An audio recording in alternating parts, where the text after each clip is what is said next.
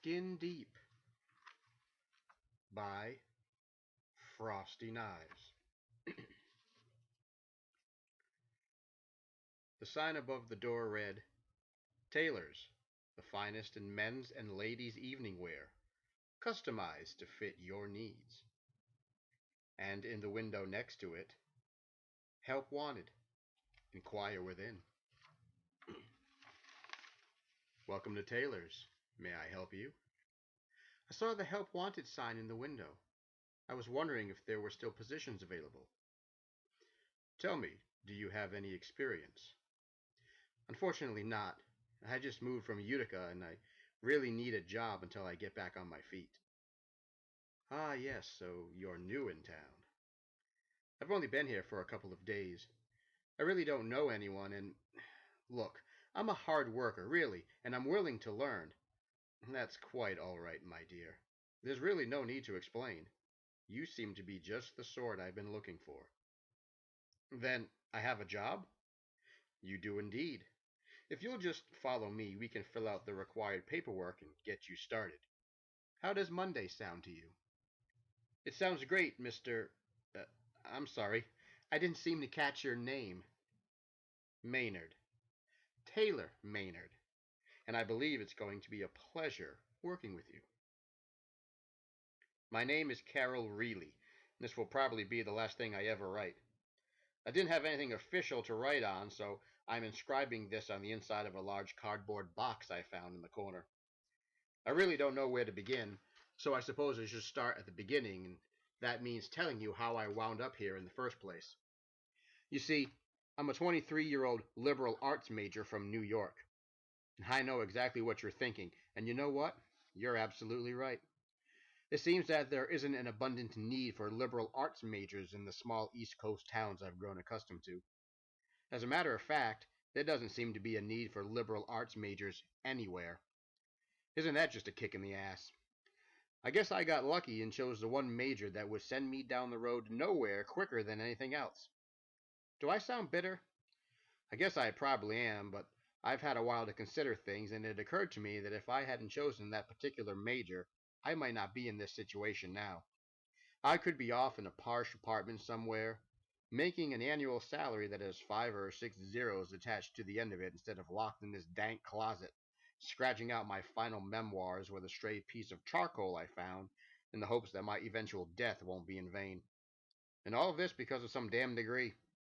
Well, that really has nothing at all to do with my current predicament, but at least it's something tangible to blame.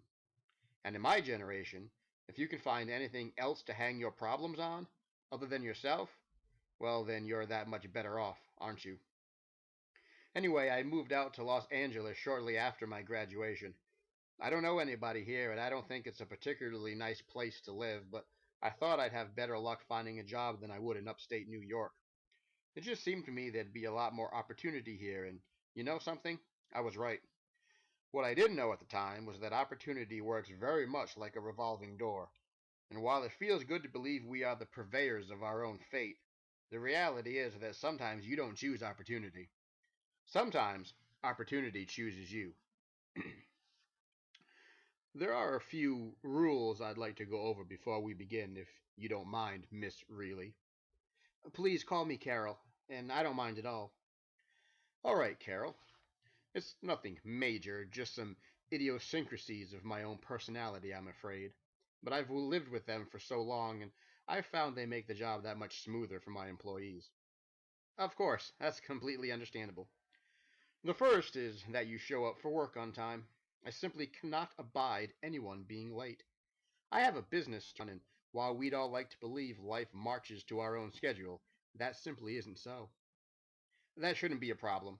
I haven't much of a social life, and right now, work is all I have to occupy my time.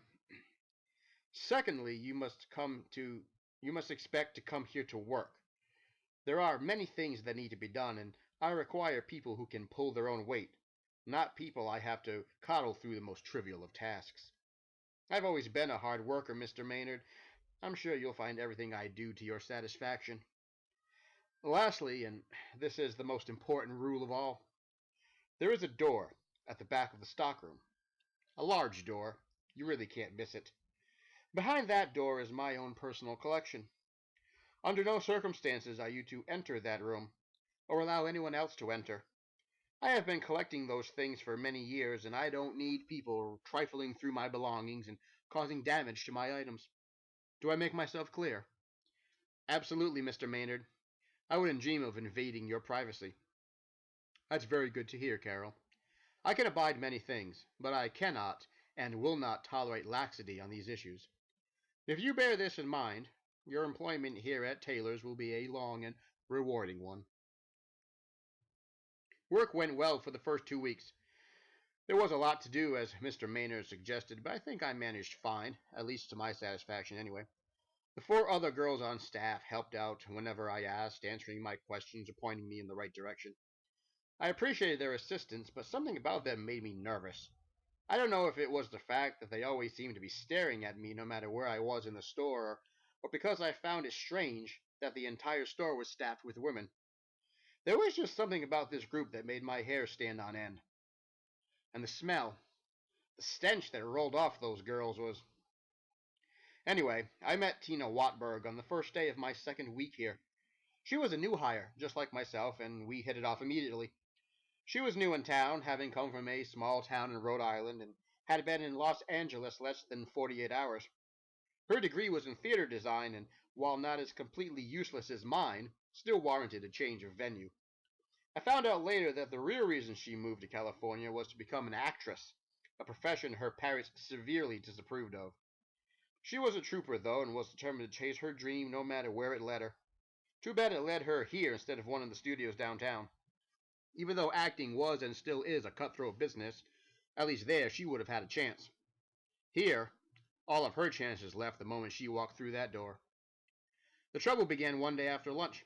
The two of us were sitting in the break room discussing nothing in particular, when Tina leaned over and whispered over the top of her bologna sandwich. So what do you think of the robot girls, huh? Pretty weird lot, if I do say so myself. I just shrugged, not really wanting to voice the opinions that were beginning to form in the back of my mind. I don't really talk to them much, I said. Not about anything personal, anyway. They always seem to be staring at me, Tina said, confirming my own intuitions. Almost as if they're looking through me. And that smell! Where do they buy their perfume? At the sanitation department? I nodded, my eyes wandering the room for signs of movement. No one was there, but voices carried far in an empty room. They certainly are an interesting lot, I said, keeping my gaze fixed on the open doorway. Tina shook her head, taking a bite out of her sandwich. She chewed for a while in silence, then put her lunch down and leaned even closer. You want to know what I think is a little weird? Those mannequins in the front window. It seems the only one who's allowed to touch them is Mr. Maynard. You think it would be part of the job, dressing the displays and all.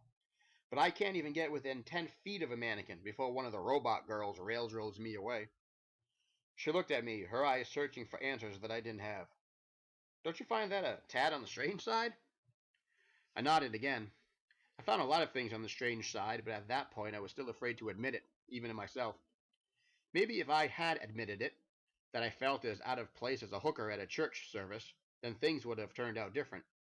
Maybe the two of us would have found the courage to get the hell out of Dodge instead of letting our curiosities get the best of us. If I had been a little more honest with myself, maybe Tina would still be alive, and I wouldn't be in this damn closet, scratching this out like a convict waiting to walk the mile. May I ask you a question, Carol? Are you happy with your work here at Taylor's? Of course, Mr. Maynard, why wouldn't I be? There has been some concern lately about your well-being. Some of the others on the staff feel that maybe you are, how shall we say, dissatisfied with your position at this store. I'm not sure what you've been hearing, Mr. Maynard, but I can assure you that if I have those feelings, you'd be the first to know. Of course, Carol. I didn't mean to offend you, but I like to keep things open with my employees. Their satisfaction is, of course, one of my primary concerns. As my mother used to say, unhappiness sours the soul, and we wouldn't want that to happen, now would we?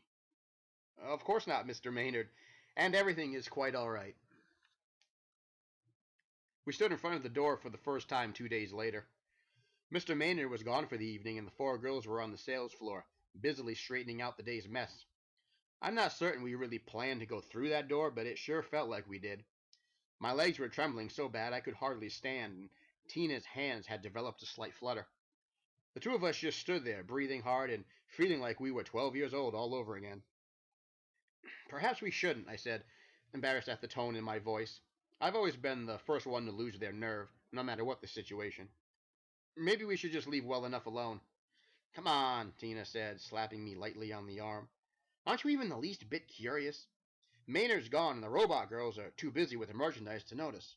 We'll just take a quick peek and then leave. She drew a little closer to me, so close that I could feel the trembling of her sleeve brush against the cold skin of my arm. Besides, it's not like we're going to steal any of his precious stuff, now, is it? I nodded, not wanting to go, but feeling roped in nonetheless.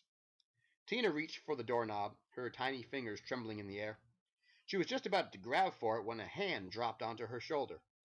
The both of us screamed and turned, our hearts beating in our throats so fast I thought we'd both faint. Terry, one of the older robot girls, was staring at us, tiny chunks of ice glowing in her blank stare. May I help you two? She asked in a voice equally bland. We were just leaving, I said, grabbing Tina by the forearm and dragging her back down the stockroom. Come on, Tina, I told you the bathrooms were over here. Tina raised her hand in a slight wave, and then the two of us were hurrying down the aisle, feeling like girls who had been caught trying to sneak into the boys' locker room. And all the while Terry just stood there, the ice in her gaze drilling a hole through our backs like an auger, piercing our skin and sending rivers of cold through our veins. I know he's hiding something good in that room. I just know it. Can't you just leave it alone? What difference does it make whether we know what's in that room or not? Something strange is going on in that store, and I want to find out what. What you should want to find is another job. Now, let's just go in there tomorrow, give Mr. Maynard our notice, and then get the hell out of there. Fine, fine. I'll give Maynard my notice tomorrow. But tonight, I'm going to find out what's in that room. Are you crazy? You can't just waltz in there and have a look. That's breaking and entering, and I, for one, didn't come all the way across country to get a record. Don't worry, I know a way in. We'll be in and out before you know it. Come on, you know you won't sleep well until we put this matter to rest. Are you in? Carol? Fine, I'm in. Someone has to watch out for your sorry ass. But I swear to God, Tina, if we get caught, don't worry, no one will be there. What could possibly go wrong? We were back in front of the door less than 2 hours later. Shadows as thick as molasses hung from the rafters, and the only illumination in the back room was the bloody glow of the emergency lights. The place had a strange, perverted feel to it, like stepping onto the soil of some ancient alien planet. The shadows seemed alive, crawling across the floor in bizarre ritualistic patterns, and it was all I could do to keep my screams locked in the back of my tightening throat. Are you sure you want to go through with this? I asked, putting a hand on Tina's shoulder. I didn't expect to change her mind, not at this stage of the game, but I had to try. You can't chicken out on me now, she said, pulling me towards the closed door. Not when we're this close. I promise, one quick look, and then we're out of here. She turned to me then, and the look in her eyes told me everything. She was scared, probably more scared than I was. But there was steel in there as well, and even though I had known her for only a short time, I could tell that a river of determination ran through this woman deeper than any other person I had ever known, myself included. Her fingers reached for the knob. There was a slight tremble in her thin fingers. She tried her best to hide it, but I saw it. That's the image that has stayed the clearest in my mind. It's funny, the kinds of things your mind decides to latch onto. Even after everything that's happened, the sight of her tiny fingers trembling in midair is as vivid now as the night it happened. Her hand grasped the brass doorknob and pushed. The door opened with a slight squeal. She stepped through into the shadows, and after a moment's hesitation, I followed. It took my eyes a few moments to adjust to the darkness, but once they finally did, I couldn't believe what I saw. A large set of metal shelves was set against the right wall, filled with bottles of bleach, rug shampoo, and other assorted cleaning fluids. An old metal bucket sat in the corner on rusty wheels, a long wooden handle protruding from the inside like a broken mast. There were discarded racks, rows of wire coat hangers, even an abandoned vacuum with its motor torn out, long trails of wire coiled on the floor like spilled intestine. I couldn't help but smile. We risked our jobs, and our freedom, to break into a goddamn broom closet. I put my hand over my mouth to suppress a smile and found that Tina was doing the same. Some collection he's got here, she said with a grin. It must be worth a fortune. I'd say at least $5, maybe $10, I replied, and we both broke out laughing. We stayed that way for a good 5 minutes, clutching each other's shoulder and giggling hard enough to bring tears to the corners of our eyes. We probably would have stayed that way for longer if we both hadn't heard that slight scuffling coming from the far wall. Tina stopped laughing first, raising one finger to her mouth and pointing at the wall ahead of us with the other.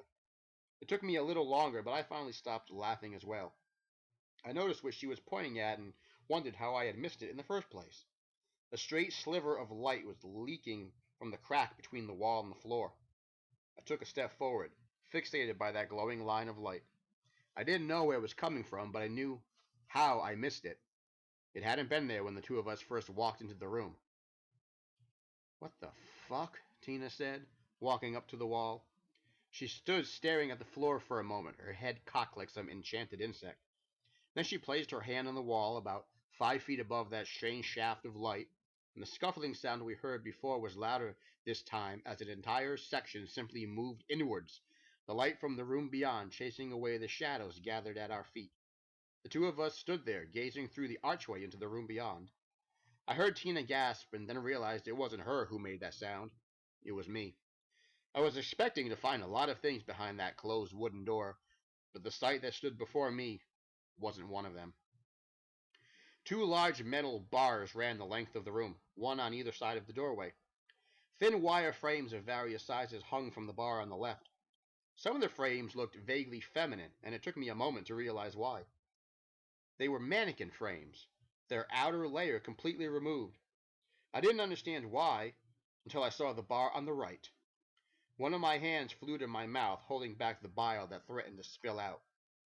Coat hangers hung from the second metal bar, and from those hangers, perfectly preserved and covered by a thin layer of protective plastic, hung skins. Human skins. What is this? Tina whispered, taking a small step into the room. Just what the fuck is this? There were other things in the room as well. Blades of all types adorned the walls, trays of surgical equipment arranged in neat little rows. There were bottles of fluids on metal shelves, rolls of gauze and adhesive tape scattered about. There were charts on the walls, diagrams of human anatomy, each one highlighted with arrows and dotted lines. But worst of all, the most hideous item in that entire grisly menagerie was the sewing machine perched in the center of the room. I took a few steps forward, my senses assaulted by the horror around me. I could hear Tina calling my name, hear her asking me just what the hell I was doing, but I couldn't respond. I was focused on that machine, appalled by the implications that one machine represented. I was so fixated on the damn thing, its once pristine casing covered with patches of dried maroon, that I didn't hear Tina scream until it was too late. I turned around and there was Maynard standing next to Terry. She had Tina in a death grip, one hand wrenching Tina's arm behind her back, the other one clenched around Tina's throat. Maynard was smiling, but it wasn't an inviting smile. It was the kind of smile you'd expect a shark to make, right before it went in for the kill. So I see your curiosity has gotten the best of you, he said, shaking his head. That's quite unfortunate. I had expected so much better from the both of you. What are you? I asked, once I managed to get my voice back. And what is this place? Maynard chuckled. What I am is a businessman, my dear woman. As for what these are, he nodded, indicating the hangars to his right, they are no different from you. They are employees who let their curiosity get the better of them. But instead of firing them, I've allowed them to continue their employment in the only manner I've seen fit. I swallowed, hard. I nodded in Tina's direction, nodded at the thing that held Tina down. Are they your employees too? I asked. They are my protectors, Maynard said, his smile widening. They watch out for my best interests, and they have been with me since the beginning. The beginning? I asked, taking a step back. The beginning of what? Maynard chuckled at that. I took another step, the backs of my legs bumping up against the edge of the table. The machine rattled once and then fell silent. The beginning of it all, Maynard said. You see, my dear, I have been in business for a very long time. Maynard looked over my shoulder. Suddenly my arms were wrenched behind my back. Two other girls were behind me, their hands locked around my arms like vice grips. I struggled, briefly, but it was no use. Whatever they were, their grip was unbreakable. It seems, my dears, that we have found ourselves some new merchandise, Maynard said, nodding to Terry. The woman spun Tina around, pinning her arms so the curve of her back was exposed. Maynard walked over to her, slowly, making sure I had a clear view of what was going on. What are you going to do with us? I asked, a lancet of pain running between my shoulder blades as the two women increased the pressure on my arms. I believe you already know the answer to that, Maynard replied, raising his right hand so I could see it. The nail on his index finger had grown. It was jet black, the tip of it as sharp and deadly as any blade ever devised. His gaze locked with mine, and in that moment I saw something cold and ancient hidden behind those black pupils. Then he turned away and his nail flashed, tearing through fabric and flesh alike in one swift stroke. Tina shrieked, her back torn open, the soft flesh parting to reveal the stark white bone underneath. I screamed, the pain in my back racing down my arms, scurrying down my legs, burrowing its way into my cranium. From somewhere ahead I could hear Maynard laughing, and then, mercifully, the blackness took over, and everything else was silence. That was yesterday. At least I think it was yesterday, but I'm not really sure. Time has a way of warping on you, or maybe it's just my mind that's been shattered. Either way, I'm not really sure of how long I've been in this damn closet. I just know that it feels like I've been staring at these walls forever, waiting for that door to open, waiting for my time to come. Tina's dead, that's the one thing I'm sure of. For a while, after coming to in this place, I could hear her screams, but even those stopped long ago. Now I can't hear anything, except the ragged sound of my breathing and the rapid throb of my heart. I tried calming both, but it's no use. The thought of what happened to Tina in that room keeps running through my mind, breaking what little resolve I have left. That's the end of my story. I wish I could tell you I know how it's going to end, how it's going to turn out, but I'd be lying if I did. The only thing I can tell you is that I'm not as helpless as Maynard thinks. This room may be dark and tiny, but it's not without its uses. I managed to find a crude blade out of things I found scattered around the room, and of course, there's my memoirs. I don't really expect anyone to find what I've written, but a girl can hope, can't she? Of course, I could also hope for Maynard to drop dead on the spot, but that's not going to happen either. I'm going to hide this in the back of the room. At least, that way it has a slim chance of surviving. If I get out of this, I'm going to make sure I talk, but then again, is anyone really going to believe me? Hell, I've been through it all, and I have a hard time believing it myself. I guess I'll just... Wait, I hear something. On the other side of the door. Sounds like scratching sounds. I guess this is it. Wish me luck.